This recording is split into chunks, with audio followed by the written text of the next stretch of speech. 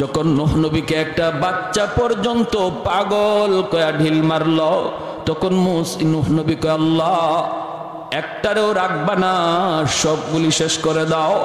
আমার তো মনে মনে আশা ছিল বাবাগুলি মারা যাওয়ার পর তাদের পরবর্তী জেনারেশন তারা আমাকে নবী মানবে, কিন্তু আজকে বাচ্চাটাও বাবার সাথে পাগল কয়া যখন আমাকে ডিল মারলো, আমি নিরাশ হয়ে গেছি। মাওলা রব্বি লা তাযার আলাল আরদি মিনাল কাফিরিনা দাইয়ারা, একটারেও রাখবা না, সব ধ্বংস করো।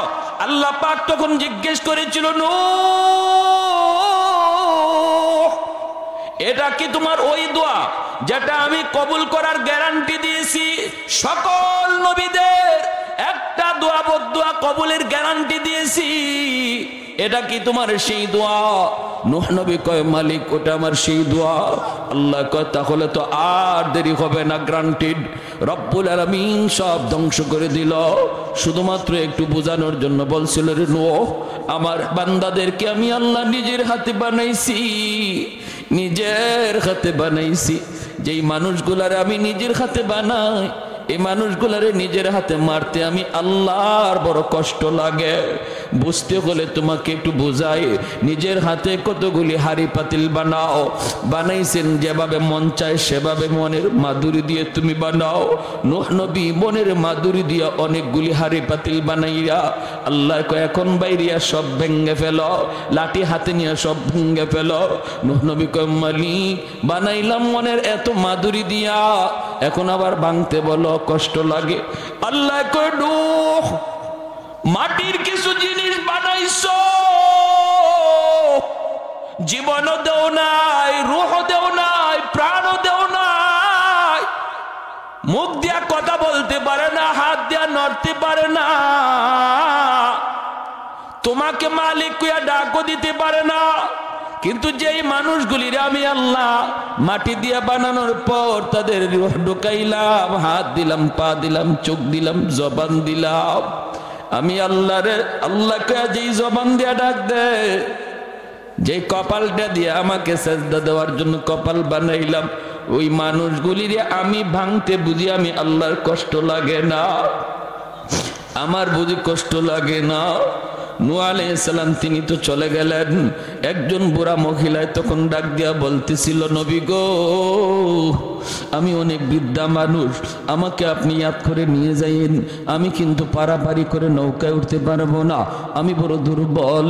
নূহ নবী বলতেছিল, মা গো তোমাকে নিব, কিন্তু নবী তার নৌকায় তুলতে ভুলে গেছেন, তিনি তো চলে গেছেন।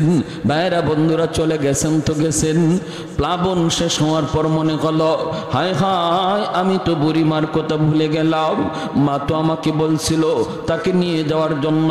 নূহ নবী দৌড়ায় তার কাছে আসলেন, ভাঙ্গাচোরা একটা ঘর, तमाम দুনিয়া মহাপ্লাবনে একদম শেষ হয়ে গেল, কিছুই থাকলো না।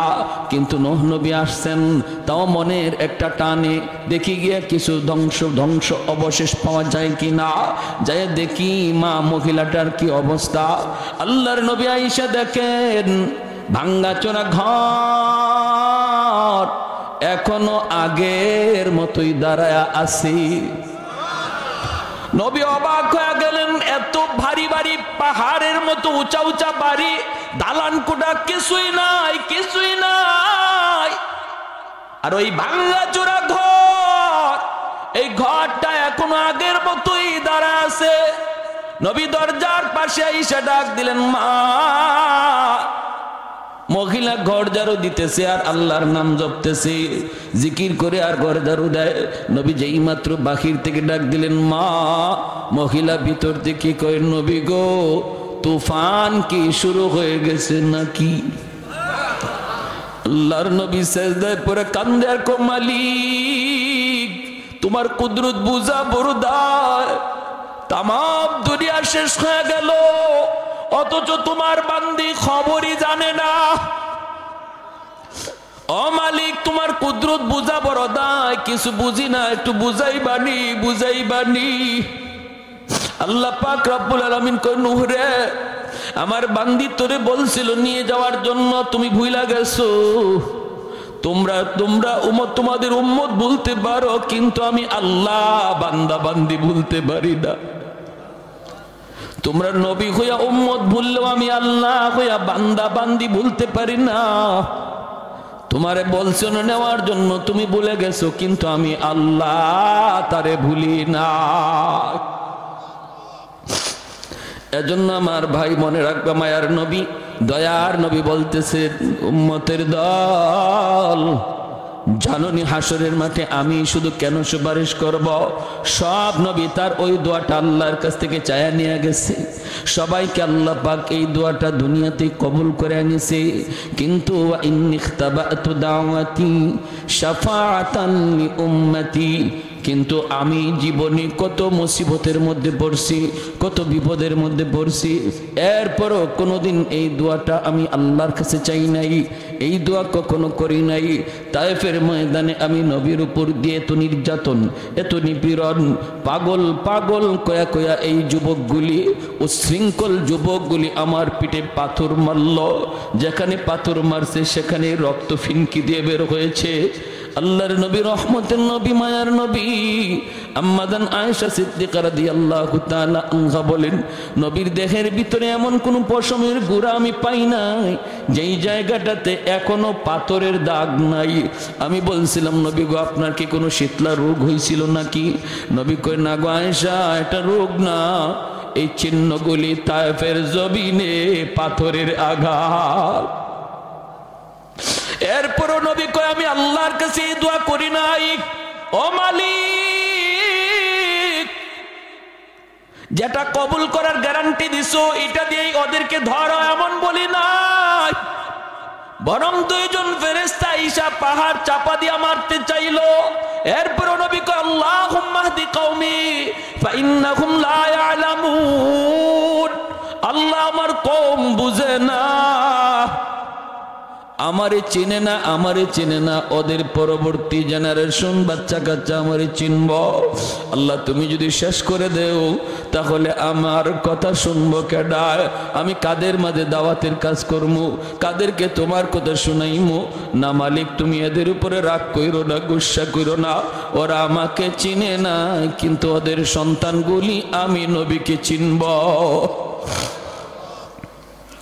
মায়ার নবী, দয়ার নবী কয়, আবু জাহেল আমার মাথা থেকে রক্ত ঝরাইছে, 2 বছর 2.5 বছর জেলখানায় বন্দী, পরিবারের সমস্ত সদস্য নিয়া শিয়াবে আবি তালিবের ভিতরে আমার নবী বন্দী। 1 বছর নয়, 2 বছর 2.5 বছর। বাচ্চা কাচ্চাগুলি খানার অভাবে কি খাইবো, সারাদিন সারা রাত নবী বলেন কান্না করছে। আল্লাহর নবীর চাচা আবু তালিব তিনি ঈমান আনেন নাই, কিন্তু ওই শিয়াবে আবি তালিবের কারাগারে আবু তালিব বন্দী। মক্কার মানুষগুলি নবীকে যারা যারা সাপোর্ট করছে নবীর বংশের, ওদের সবাইকে এক ঘরে করে ফেলছে। বাহির থেকে খানা দানা বন্ধ, পানি আসা বন্ধ, কথা বলা বন্ধ। কয় যারা বন্দী অবস্থায়, এরা কারা? বন্দী অবস্থায় মুসলমানও আছে, অমুসলমানও আছে। কারণ যারা অমুসলমান এরা নবীর গায়ে কাউকে হাত তুলতে দেয় না। যেমন নবীর চাচা আবু তালিব ঈমান আনে নাই, কিন্তু বলছে মক্কার কাফির, শুন, আমি চাচা আবু তালিব থাকতে বাতিজার গায়ে টাচ করতে পারবা না। এজন্য আবু তালিবের সাথে তার বংশের, তার গোষ্ঠীর যেই মানুষগুলা ঈমান আনে নাই কিন্তু নবীকে সাপোর্ট দিছে, নবীর গায়ে হাত তুলতে দেয় নাই, ওই সবগুলি মানুষ একসাথে ওরা বন্দী করে ফেলছে। 2.5 বছর নবী বন্দিখানায়, পরিবারের বাচ্চাগুলি কান্নার রোল, বাচ্চাগুলির কান্নার আওয়াজে আকাশ বাতাস বাড়ি হয়ে আসছে। মায়ার নবী বলেন, মহিলারা বুকের দুধ খাওয়াবে বাচ্চাকে, খানার অভাবে, পানির অভাবে বুকের দুধ শুকায় গেছে। গাছের পাতা খায়া খায়া আমি নবী চলছি। তখনও আমি আল্লাহর কাছে ওই দোয়া করি না, আল্লাহ একটা দোয়া কবুলের গ্যারান্টি তুমি দিছো, বিপদ থেকে উদ্ধার করো। এত বড় মুসিবত আমি নবীর উপর দিয়া গেছে, তবু আমি শেষ অস্ত্রটা সারি নাই, এটা রাখছি। ইন্নিখতাবাতু দাওয়াতি, ইন্নিখতাবাতু দাওয়াতি, লুকায় রাখছি, লুকায় রাখছি, আমি কেউরে দেখাই নাই। এই শেষ অস্ত্রটা আমি কাউরে দেখাই নাই, সবচেয়ে পাওয়ারফুল অস্ত্রটা আমি কাউরে দেখাই নাই। কেন দেখাই নাই জানুনি?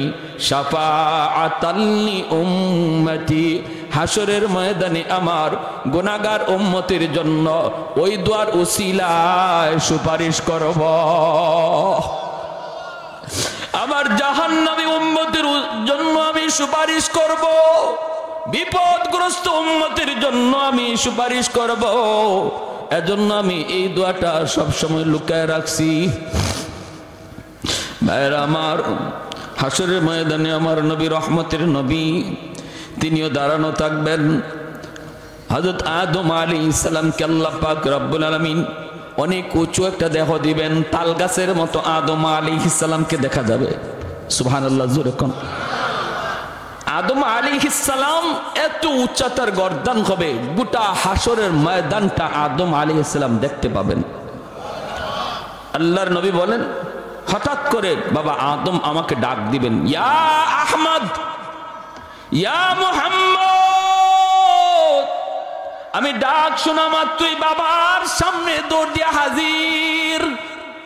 আমি বলবো কেন ডাক দিলেন? তখন আদম আলাইহিস সালাম বলবেন, বাবা মুহাম্মদ, ওই যে দেখো জাহান্নামের গেটের পাশে নিয়ে গেছে একজন মানুষকে, হাত করা লাগাইয়া, পায়ে বেরি লাগাইয়া। আহমদ, তার দিকে আমি তাকাইছি, তার নমুনায় বোঝা যায় সে তোমার উম্মত। একটু পরে জাহান্নামে ফালায় দিব। যাও, আমি বলতেছি তুমি তাড়াতাড়ি দৌড়ে যাও, তারে যায় বাঁচাও। আল্লাহর নবী, রহমতের নবী বললেন, বাবা কেমনে বুঝলেন? তিনি বললেন, গুররাম মিনাল আস, গুররাম মুহাজ্জালিনা মিন আসারিল ওযু। আমি দেখতেছি তার ওযুর অঙ্গগুলি চমকাইতেছে। আমি দেখতেছি তার অঙ্গগুলি চমকাইতেছে। হাসরের ময়দানে এই উম্মতের ওযুর অঙ্গগুলি শুধু চমকাবে, আর কোন নবীর উম্মতের অঙ্গ চমকাবে না। এজন্যই চমকানো দেখলেই মানুষ বুঝে ফেলবে ইনি আখেরি নবীর উম্মত। আদম আলাইহিস সালাম বলবে, যাও যাও। আল্লাহর নবী বলেন, আমি সাথে সাথে কোমরের মধ্যে আমার গামছা দিয়ে একটা বাঁধ দিব জোরে দৌড় দেওয়ার জন্য। নবী বলেন, আমি দৌড় দেওয়ার জন্য প্রস্তুতি নেব, এমন জোরে একটা দৌড় দিব ফেরেশতাদের সাথে আমি পারতেছি না, ওরা তো নিয়ে যাইতেছে।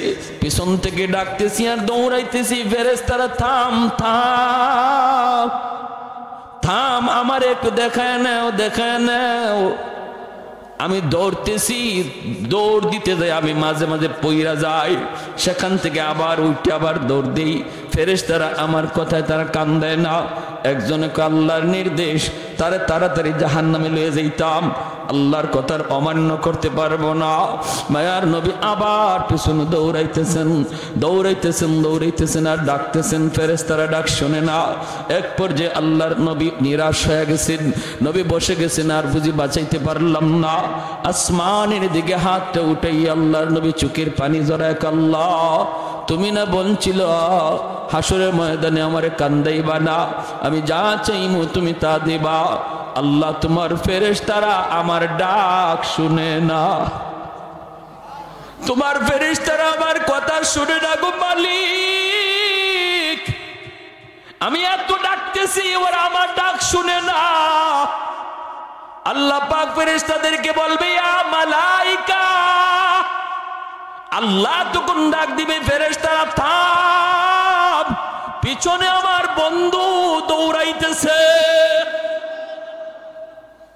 একটু পিছনে তাকা, পিছনে হাবিবুল্লাহ, আমি আল্লাহর বন্ধু।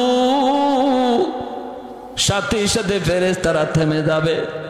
আল্লাহর নবী, রহমতের নবী কাছে যাবেন, যায় বলবেন, কি হয়েছে তার? নেকির পাল্লা হালকা, গুনার পাল্লা ভারী। আল্লাহর নবী বলবেন, আবার আমার সামনে একটু দাড়ি পাল্লা ওজন দাও। ফেরেশতারা আবার যখন দাড়ি পাল্লা ওজন দিবে, নেকির পাল্লাটাতে মায়ার নবী তার কালেমার কাগজ নবী নিজের হাতে দিয়ে দিবে। এই কাগজের টুকরাটা রাখা মাত্রই নেকির পাল্লা ভারী হয়ে যাবে। कौनैन मुख्तार खुदा तुमको बनाया, कौनैन मुख्तार खुदा तुमको बनाया, उम्मत का निगाहबान खुदा तुमको बनाया, उम्मत का निगाहबान खुदा तुमको बनाया। मौला मेरा आका मेरा रहमत की नबी है, तजदार मदीना है तो माहे अरबी है, तजदार मदीना है तो माहे अरबी है।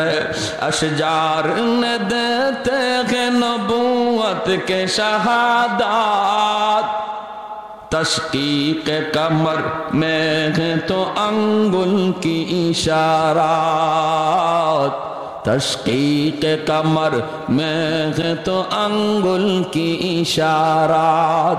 एक तो जोरे सुरे बोलें अल्लाहु अकबर, और एक तो जोरे अल्लाहु अकबर। ए যুবক, ওই নবীরে বুঝে এখনো তুমি চিনলা না? এই নবীর তরিকা সাইরা, নবীর নমুনা সাইরা তুমি কার নমুনায় চলতেছো, কার নমুনায় নিজেরে বানাইতেছো? একটু বুঝে তুমি ভাবলা না, একটু বুঝে চিন্তা করলা না? তোমার নবীরে শুধু মানুষে চিনছে তা না, হায়ওয়ানাত চিনছে। যেরকম সুবহান, আমার নবী রহমতের নবী মাত্র দুনিয়া আসছেন, মক্কার পাশের এলাকা থেকে মহিলারা মক্কার উদ্দেশ্যে রওনা দিল, বাচ্চা পয়সার বিনিময়ে নিয়ে যাবে। তখনকার সময়ে সিস্টেম ছিল। অসুবিধা হইতেছে আপনাদের? মনোযোগ আছে কার কার? একটু হাত উঠে আল্লাহকে দেখান। আল্লাহ তুমি প্রতিটা হাতকে কবুল করো, জোরে বলি আমিন। যুবক মনোযোগ দিয়ে শোনো, নবীর কাহিনী শোনো, নবীর ঘটনাটা শোনো, দিলের ভিতরে একটু মহব্বত বসাও। হইছে তো আর কত, অনেক হইছে তো, এখনো সময়। চোখের সামনে দেখতেছো বয়স, তোমার বয়সের যুবক কবরে শুয়ে গেছে, লেখাপড়ার সাথে শুয়ে রয়েছে, খেলার সাথে কবরে শুয়ে রয়েছে, নিজের বন্ধুরে নিজেই কবরে রাখছো। অতএব এখনো সময়, এখনই সময়। আর অবহেলা করো না, অবহেলা আর করো না। কারণ তুমি ভাবতেছো বৃদ্ধ বয়সে আমি ঠিক আছে গোনা ছাড়বো, বৃদ্ধ বয়সে নামাজ ধরবো। কত যুবক আর জীবনে বৃদ্ধ বয়স পায় নাই, কবরে চলে গেছে। অতএব না, এই অবহালতে, যে হালতে আমরা এখন আছি, এই হালতে যদি মরণ হয়, উপায় নাই, উপায় নাই, বাঁচবার কোনো উপায় নাই। আমার নবী রহমতের নবী দুনিয়া মাত্র আসছেন, ওই অবস্থায় মক্কার পাশের এলাকা থেকে মহিলারা উট নিয়ে রওনা দিছে। নবীজির দুধমা হালিমা সাদিয়া রাদিয়াল্লাহু তাআলা আনহা, তিনিও বান্ধবীদের সাথে স্বামীরে লইয়া রওনা দিছেন, কিন্তু তার উটটা ছিল বড় দুর্বল, তাদের সাথে তাল মিলায় চলতে পারেন না। বান্ধবীরা কয়, হালিমা তোমার উট মরা ধরা, হাঁটে না, নড়ে না, চড়ে না, তোমার উট লইয়া তুমি আও, আর আমরা আগে গেলাম, তোমার সাথে লইয়া যাওয়া সম্ভব না। বান্ধবীর আগেই চলে গেল মক্কায়। খাদিজাত নবীজির দুধমা হালিমা সাদিয়া রাদিয়াল্লাহু তাআলা আনহা পিছনে স্বামীকে নিয়ে আস্তে আস্তে মক্কায় ঢুকলেন। ওই মহিলারা আগেই মক্কায় ঢুইকা ধনীর সন্তানগুলা তারা আগে ভাগেই দখলে নিয়ে নিল। আল্লাহ নবীর দরজার সামনে যায় যেই মাত্র নক করে, নবীজির আম্মা ভিতর থেকে বলেন, হ আমার সন্তান আছে, তোমরা নিবানি? ওই মহিলারা কয়, বাপ আসেনি, বাবা আসেনি। যখনই নবীর মা বলেন, না আমার মোহাম্মদ ইতিম, আমার মোহাম্মদের বাবা নাই, জন্মের আগেই বাবা মারা গেছে। মহিলাগুলি কয়, না না তাহলে নিমু না, পয়সা বেশি মিলবে না, বাপ নাই যার, এতিম পোলা, টাকা পাইমু কেমনে, না নেওয়া যাবে না, চলে গেছে। আল্লাহর নবীর মা আমেনা তিনি একদম নিরাশ হয়ে গেছেন, এতিম বিদায় বুঝে আমার ছেলেকে কেউ নিবে না। ওইদিকে নবীজির দুধমা হালিমা সাদিয়া রাদিয়াল্লাহু তাআলা আনহা, তিনি তো আসলেন দরজার পাশে, এসে নক করলেন। পিছন থেকে দরজার ভিতর থেকে নবীর মা চোখের পানি মুছেন আর কান্দেন, বলেন, আছে তো আমার সন্তান, কিন্তু কেউ তো নেয় না, কেউ তো নেয় না। হালিমা সাদিয়া বলে, কেন নেয় না? কয়, এতিম বাবা নাই, এজন্য কেউ নিতে চায় না। তুমি কি আমার সন্তানটারে নিবা নাকি? হালিমা সাদিয়া তখন বলেন, মা গো দরজা খোলা, আর তোমার মানিকের চেহারা আমাকে এক নজর দেখাও। কপাল খুলে গেল হালিমা সাদিয়ার, ঠিক কিনা জুড়ে বলেন? কপাল খুলে গেল। আমার নবীকে কাছে নেওয়ার কারণে কপাল খুলে গেল হালিমার। আর যারা নবীর থেকে দূরে সরে গেল এদের কপাল নষ্ট হয়ে গেল। আজকে আরবের মানুষকে যদি জিজ্ঞেস করা হয় ওই মহিলাগুলি কারা, এদের নাম কি? যারা নবীকে এতিম জানার কারণে নেয় নাই, এরা কারা?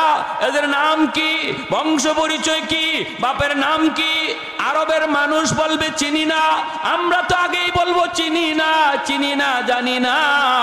কিন্তু যদি বলা হয় আমার নবীকে এতিম জানার পরও যিনি দুধ পান করাইতে নিয়ে গেলেন ওই দুধমার নাম জানুনি, বাংলার মানুষটাও বলবে নবীর দুধমার নাম হালিমা সাদিয়া। তাম পৃথিবীর সমস্ত মুসলমান বলবে হালিমা সাদিয়া। আল্লাহ নাম উজালা করে দিছে, বংশ উজালা করে দিছে, তাম দুনিয়াতে আল্লাহ শান বাড়ায় দিছে নবীকে কাছে নেওয়ার কারণে। আজ উম্মত মনে রাখো, কারে তুমি কাছে টানতেছো, কারে তুমি দূরে সরায় দিতেছো। আমার নবীর কাছে যেই আসছে তারই আল্লাহ দামি বানায় দিছে। উটের পিঠে নিয়ে উঠবেন নবীকে লইয়া। হালিমা সাদিয়ার স্বামী ডাক দিয়া কয় হালিমা গো কিছু পাইছনি? এরা তো আগেই ঢুকে গেছে, ওরা তো নিয়ে নিছে, তুমি কিছু পাইছনি? হালিমা সাদিয়া বলেন স্বামী গো কিছু না গো, কিছু না। চেহারা কানা একবার দেখো, চেহারায় কয় আমরা সব পায়া গেছি।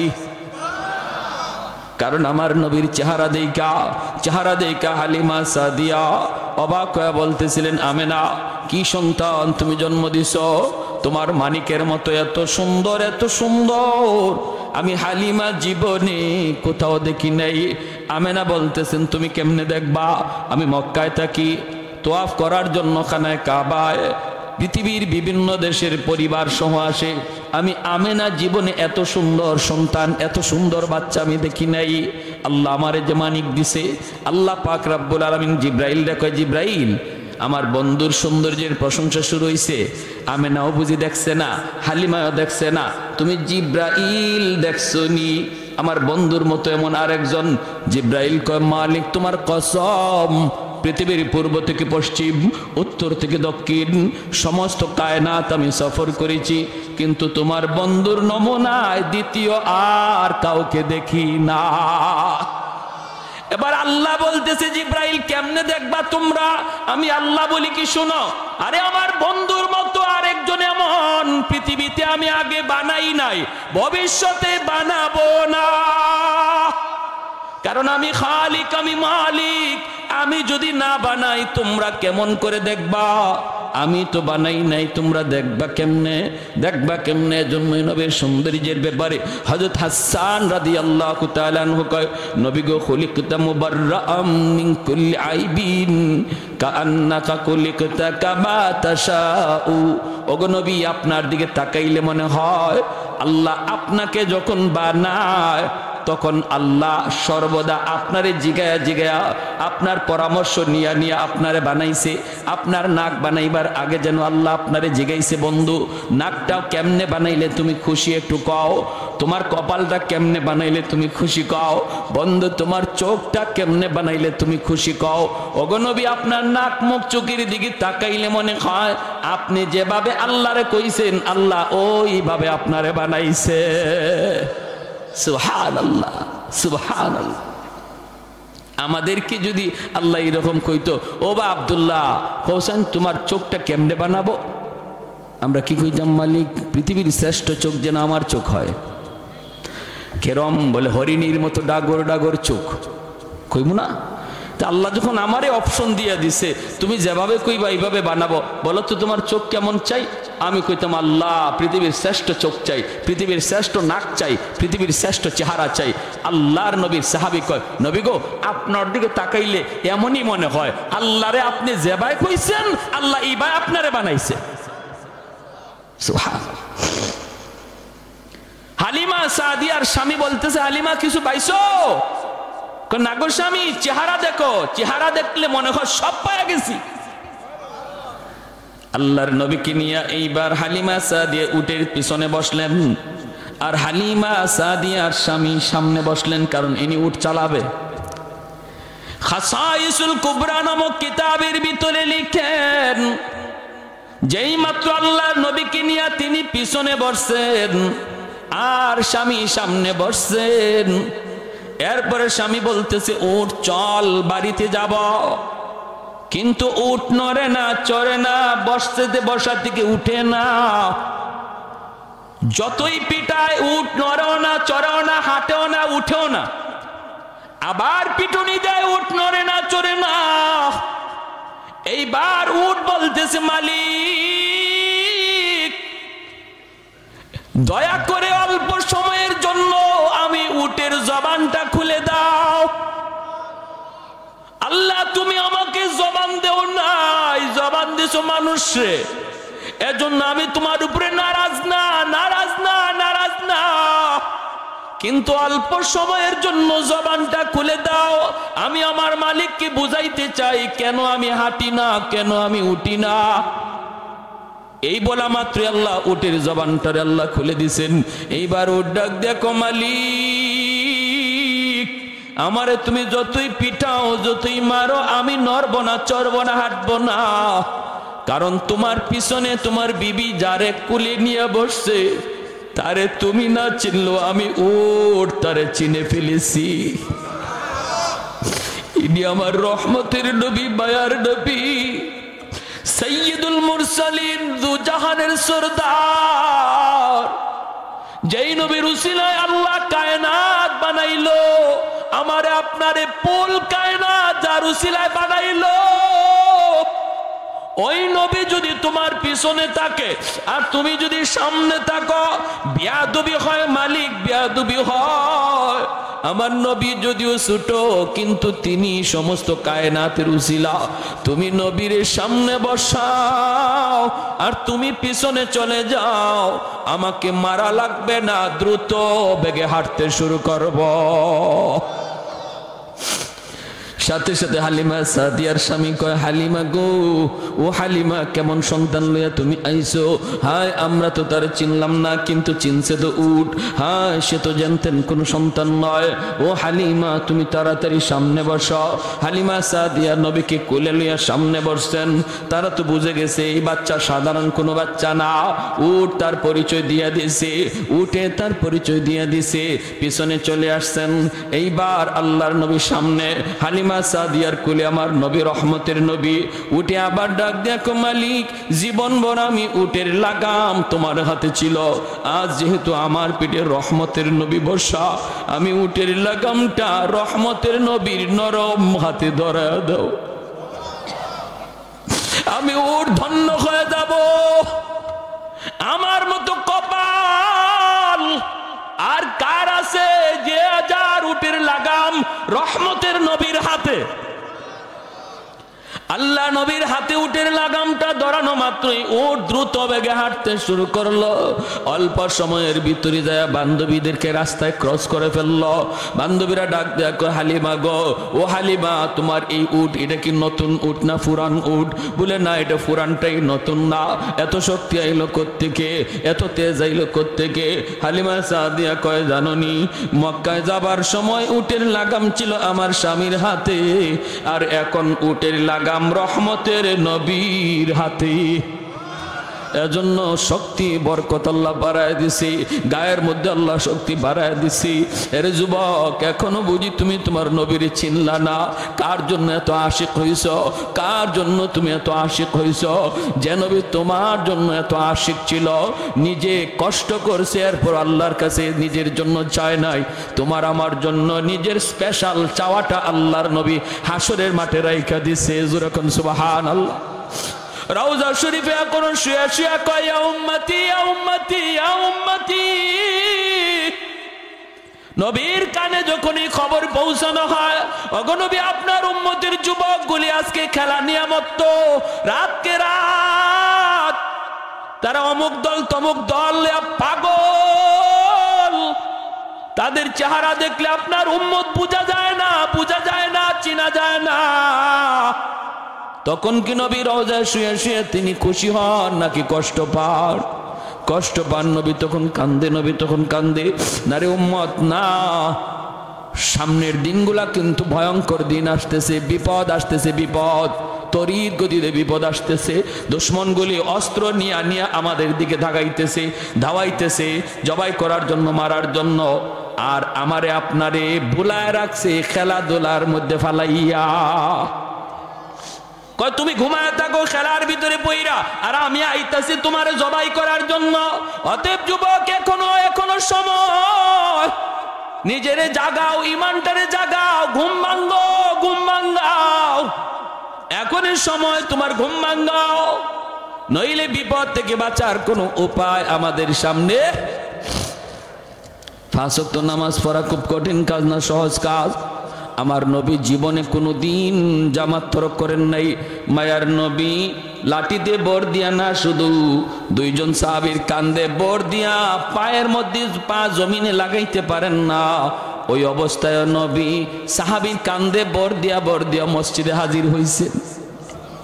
আজকে আমি আপনি মসজিদের পাশে থেকে মসজিদে যাই না, হাসরের মাঠে নবীর সামনে মুখ দেখাইমু কেমনে মুখ দেখাইমু? নবী যদি কয়, এ আমার উম্মত, তোর শরীরটা সুস্থ আছিল, তোর তো আমার মতো এমন কোনো অসুস্থতাও ছিল না, পা জমিনে লাগাইতে পারো এমনও না, পারো না এমনও না।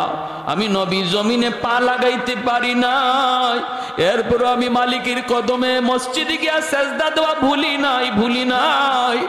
তোমারে কিসে পাইছিল? কি তোমার অভাব ছিল? তখন মুখ দেখাইবার কোনো উপায় নাই। নবী যদি বলে তোমার জন্য বুঝি আমি নবী উহুদের ময়দানে দান শহীদ করছিলাম, আমি নবী তায়েফের জমিনে রক্ত ঝরছিল, তোমার জন্যই, আর তোমার দ্বারাই আজকে ইসলাম এত ক্ষতিগ্রস্ত হয়েছে, তোমার দ্বারাই বুঝি আমার রেখে যাওয়া ইসলামের এত ক্ষতি হয়েছে। জবাব দেওয়ার মতো উপায় নাই। যে মানুষগুলি হাসরের মাঠে আল্লাহকে দেখার পর আল্লাহর কদমে সেজদা দিব, এরা দুনিয়াতেও আল্লাহরে সেজদা দিছে।